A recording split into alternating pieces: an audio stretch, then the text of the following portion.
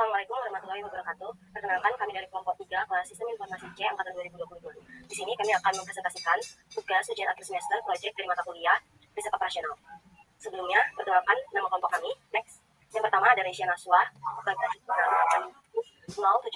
Yang kedua ada Nur Kumala, sebagai project manager dengan NIM terakhir 083.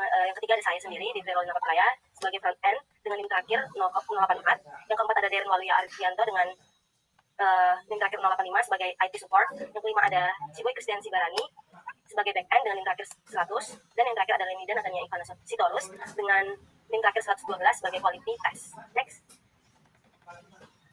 Definisi. Dalam riset operasional, spanning tree merujuk pada sebuah struktur graf yang membentuk pohon dan mencakup seluruh simpul atau node dari graf tersebut tanpa membentuk siklus.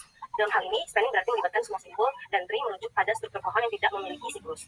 Dalam teori graf, spanning tree adalah subgraf dari suatu graf yang mencakup semua simpul atau node dalam graf tersebut dan membentuk suatu pohon tanpa membentuk siklus.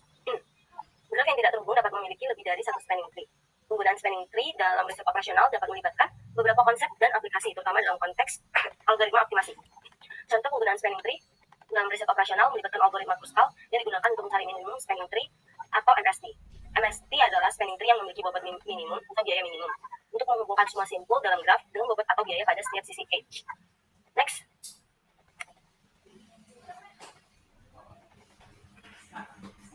Selanjutnya ada kelebihannya. Yang pertama itu menghubungkan semua node.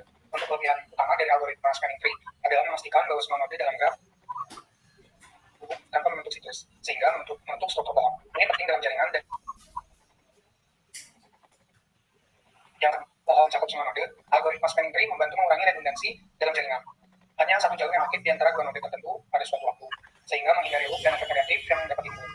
Ketiga, ada pemeliharaan koneksi yang stabil. Dalam konteks jaringan, algoritma spanning tree membantu menjaga koneksi yang stabil dengan mengaktifkan dan menonaktifkan jalur sesuai kebutuhan. Ini membantu mencegah kegagalan jaringan dan mengoptimalkan penggunaan sumber daya. Kemudian yang terakhir ada aplikasi dalam protokol jaringan. Algoritma spanning tree digunakan dalam protokol seperti STP atau spanning tree protokol untuk mengelola topologi jaringan dan menghindari loop. Selanjutnya ada kekurangan. Kekurangan algoritma spanning tree yaitu yang pertama ada potensi untuk membentuk pohon yang tidak efisien. Terkadang algoritma spanning tree dapat membentuk pohon yang tidak efisien, terutama jika bobot G tidak dipertimbangkan. Jalur dengan bobot yang tinggi dapat menjadi bagian dari pohon, yang mungkin tidak diinginkan dalam berbagai kasus. Yang kedua, ada tidak menangani bobot negatif. Beberapa algoritma spanning tree seperti algoritma Prim dan Kruskal tidak menangani bobot G yang negatif. Jika terdapat kebutuhan untuk menangani bobot negatif, algoritma lain seperti algoritma Bellman-Ford mungkin lebih cocok. Next. Yang ketiga, ada sensitif terhadap perubahan topologi. Algoritma spanning tree dapat sensitif terhadap perubahan topologi. Ketika terjadi perubahan pada graf, algoritma spanning tree mungkin perlu dijalankan ulang untuk menginginkan perubahan tersebut. Yang keempat, ada kompleksitas waktu dan ruang yang beragam. Beberapa algoritma spanning tree memiliki kompleksitas waktu dan ruang yang berbeda. Misalnya, algoritma Prim dan algoritma Kruskal memiliki kompleksitas waktu yang dapat bervariasi tergantung pada implementasi dan struktur data yang digunakan. Yang terakhir, ada tidak mendukung graf terarah. Sebagian besar algoritma spanning tree dirancang untuk graf tak memodifikasi algoritma. Sebagian besar algoritma spanning tree dirancang untuk graf tak berarah. Jika Anda memiliki graf terarah, maka Anda mungkin perlu memodifikasi algoritma atau memilih algoritma lain yang mendukung graf terarah, seperti algoritma directed minimum spanning tree. Selanjutnya adalah kelebihan dan kelemahan algoritma Kruskal. Seperti yang kita ketahui, algoritma Prim dan Kruskal adalah dua algoritma yang digunakan untuk menyelesaikan permasalahan MST atau minimum spanning tree pada graf. Perbedaannya terletak pada pendekatan yang digunakan dalam memilih dan menyusun simpul-simpul untuk membentuk MST. Algoritma Prim memilih simpul awal, kemudian secara bertahap menambahkan simpul-simpul lainnya yang memiliki bobot minimum dan terhubung dengan MST yang sedang dibangun. Sementara Kruskal memilih sisi graf dalam urutan dari yang terkecil hingga terbesar, memastikan setiap sisi yang ditambahkan tidak membentuk siklus. Pada aplikasi kami memilih untuk menggunakan algoritma Kruskal untuk menentukan minimum spanning tree. Berikut adalah kelebihan dari algoritma Kruskal. Yang pertama, efisiensi dalam graf yang besar. Kruskal cenderung lebih efisien pada graf yang besar karena pendekatannya berfokus pada urutan sisi-sisi berdasarkan bobotnya. Kemudian, Kruskal tidak terpengaruh dari simpul awal, di mana dia tidak bergantung pada simpul awal sehingga cocok untuk graf yang tidak terlalu terstruktur. Kemudian ada beberapa kelemahannya. Yang pertama adalah kompleksitas urutan sisi. Jika urutan sisi tidak efisien, kinerja algoritma dapat terpengaruh. Kemudian perlunya pengurutan sisi.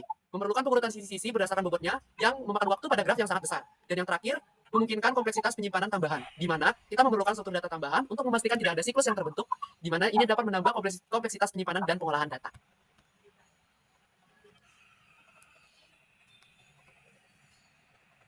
Program yang kami kembangkan menggunakan perhitungan metode spanning tree dengan bantuan Visual Studio Code sebagai software untuk pengembangan. memanfaatkan bahasa pemrograman HTML untuk antar beberapa program, JavaScript untuk menjalankan fungsi fiturnya, dan CSS untuk meningkatkan estetika tampilan. Pengguna diminta untuk memasukkan simbol dan nada awal melalui kolom yang disediakan.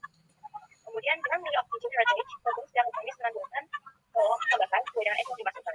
Selanjutnya pengguna diminta untuk memasukkan informasi untuk simbol awal, simbol akhir, dan bobot untuk setiap page. Setelah itu, data dimasukkan semua ini dapat memilih opsi hitung, di mana opsi program akan melakukan perhitungan untuk menentukan spanning tree minimal yang efisien sebagai hasilnya. Dengan demikian, program ini menjadi terbuka yang efektif dan mudah digunakan untuk mengimplementasikan metode koordinasi spanning tree dengan menyelesaikan masalah yang tertentu. Di sini selanjutnya kami menggunakan studi kasus untuk mendemokan aplikasi yang kami buat. Studi kasus yang pertama, yang kedua. Pada studi kasus yang pertama, kita akan mendemokan dalam aplikasi yang kami buat terdapat jumlah simpul 3, lalu jumlah edge-nya ada 3, lalu kita generate edge. Pada edge yang pertama, simpul awalnya ialah 1, simpul akhirnya 2, dan totalnya 2, bobotnya 2. Lalu pada edge kedua, simpul awalnya 2, simpul akhirnya 3, dengan bobot 3. Pada edge yang ketiga, simpul awalnya 3, simpul akhirnya 1, dengan bobot 10. Lalu kita pencet hitung. Lalu keluar hasil minimum spanning tree-nya pada edge yang pertama, simpul 1 dengan 2, wedge-nya 2 atau bobotnya 2. Pada edge yang kedua, simpul 2 dan 3 dengan wedge atau bobotnya 3, dengan total beban MST-nya ialah 5, dan yang dihapus ialah pada edge yang ketiga. Selanjutnya pada studi kasus yang kedua,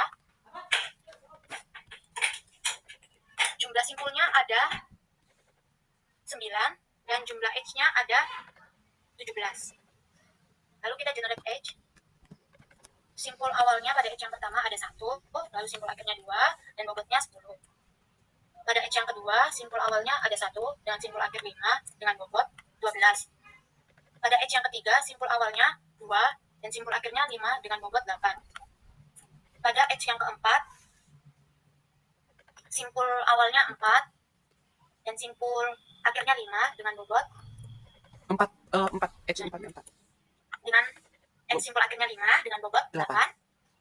Dengan edge, lalu edge 5 simpul awalnya 4 dan 1 dengan total 6, bobot 6.